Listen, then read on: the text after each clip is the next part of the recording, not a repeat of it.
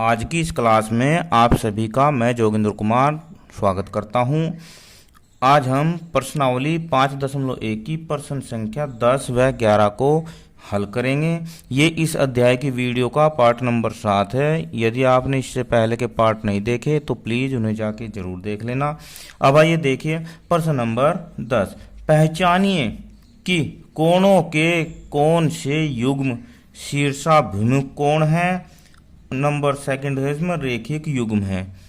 देखिए इससे पहले की वीडियो में हमने रेखिक युग्म, आसन कोण, शीर्षाभिमुख कोण की परिभाषा सहित चर्चा की है, अच्छी तरह से समझाया है। यदि आपने वह नहीं देखा तो उसका मैं डिस्क्रिप्शन में लिंक दे दूंगा, ऊपर आई बटन भी दे दूंगा, आप उसे ज़रूर देख लेना।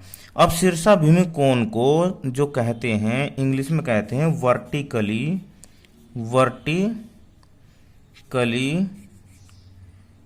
ओपोजिट, क्या ओपोजिट एंगल्स।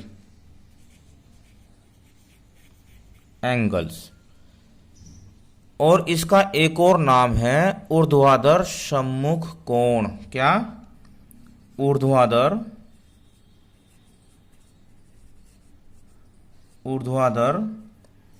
सम्मुख कोण, ये इसका एक और नाम है शीर्षाभिमुख का। अब ये होता कैसे है, जैसे मान लो हमने ये पेंसिल दोनों के दोनों पेन को बांध दिया, यहाँ पर क्या कर दिया हमने, बांध दिया। तो अब इसमें चार कोण बन रहे हैं। देखो एक कोण ये बन रहा, एक ये बन रहा, एक या और एक ये, चार कोण बन रहे हैं। तो अब आप हमें ये बताइए कि एक दूसरे के सामने भी बन रहे हैं कि कोण। देखो इसके सामने ये कोण बन रहा है और इसके सामने ये कोण बन रहा है। तो जो सम्मुख कोण है, एक दूसरे के सामने के कोण हैं, उन्हें ही हम शीर्षाभिमुख कोण कहते हैं, ऊर्ध्वाधर सम्मुख कोण कहते हैं, वर्टिकली अपोजिट एंगल बोलते हैं। अब ये जैसे जहां कहीं दो लाइनें एक दूसरे को क्रॉस करती है, दो लाइनें एक दूसरे को क्रॉस करती हैं, तो ये जो कोण आमने सामने के कोण होते हैं इन्हें हम शीर्षाभिमुख कोण कहते हैं। ठीक है। अब आप देखिए इसमें उसने कहा कि पहचानिए कोणों के कौन से युग्म। अब शीर्षाभिमुख कोण है, देखो अगर हम देखते हैं इसमें तो एक तो लाइन ये है और एक लाइन ये है। ये दो रेखाएं एक दूसरे को प्रतिच्छेद कर रही, काट रही हैं। क्या कर रही हैं? काट रही हैं। तो अब देखो इनमें एक दूसरे के सामने कौन कौन से होंगे। अगर देखा जाए तो चार के सामने तो एक है। किसके सामने है? एक। चार के सामने तो एक है। देखो आप ही ध्यान से देखो। तो अब हम लिखेंगे कोण ए, यहां पर लिख देते हैं कोण एक व कोण चार। देखो ध्यान से, कोण एक और चार, एक तो ये हो गया जोड़ा, ठीक है। दूसरा ये तो हो गया। अब पांच, कोण पांच। अब कोण पांच के सामने देखो ये कोण दो और तीन आ रहे हैं। क्या आ रहे हैं? कोण दो और कोण तीन, इन दोनों को जोड़ लेंगे क्योंकि इसके सामने आए हैं। तो ये हो जाएंगे ऊर्ध्वाधर सम्मुख कोण या शीर्षाभिमुख कोण। देखो कोण एक और चार, एक जोड़ा तो ये होगा, एक पांच और इन दोनों का योग, ये एक ये हो गया। ठीक है। अब इसके बाद रेखिक युग्म पूछा है उसने, रेखिक युग्म। अब रेखिक युग्म क्या होता है, देखो हम आपको बताते हैं। जैसे मान लो एक ही लाइन है और यहाँ पर एक कोण बन गया, तो कोण नंबर एक और कोण नंबर दो, कोण तो ये बन गए, दो कोण हो गए।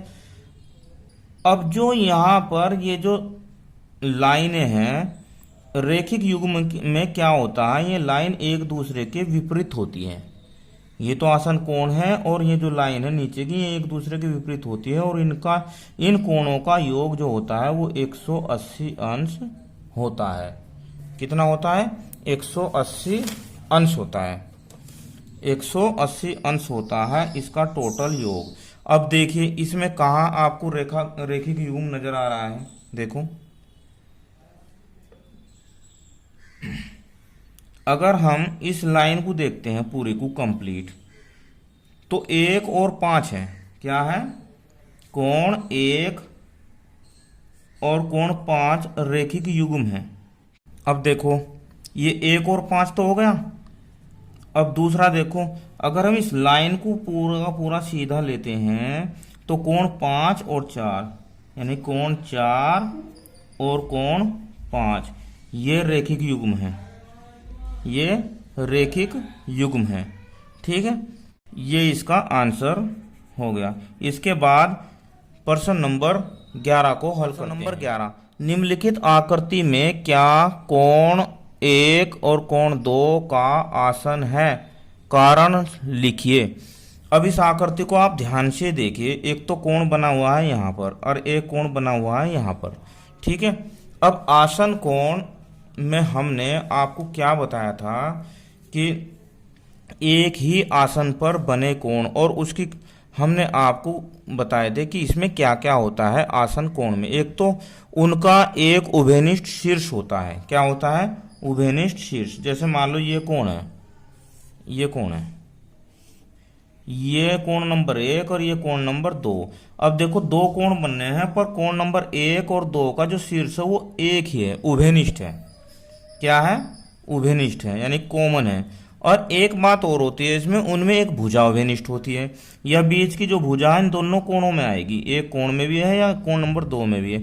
तीसरी बात ये होती है कि जो उभयनिष्ठ भुजा के दोनों तरफ की भुजा होती हैं वे एक इस तरफ होती है और एक इस तरफ होती है। ये 3 बातें होती हैं आसन कोण में। अगर ये तीनों होंगी तो आसन कोण कहलाएंगे, नहीं तो नहीं। अब इन कोणों को ध्यान से देखो, इसका तो शीर्ष कोण नंबर 1 का शीर्ष तो यहाँ पर है और कोण नंबर 2 का शीर्ष यहाँ पर है। अब इन दोनों कोणों के शीर्ष ही उभयनिष्ठ नहीं है, यानी कि एक ही शीर्ष पर ये दोनों कोण नहीं बन रहे हैं। तो इसका मतलब क्या है? इसका हो जाएगा आंसर कोण 1 कोण 2 का आसन कोण नहीं है। क्या है? नहीं है। क्योंकि अभी हमने देखा है कि दोनों के जो शीर्ष हैं उभयनिष्ठ नहीं है, क्योंकि उनके शीर्ष उभयनिष्ठ नहीं है। वीडियो कैसी लगी मुझे कमेंट में ज़रूर बताना। धन्यवाद। आपका दिन शुभ हो।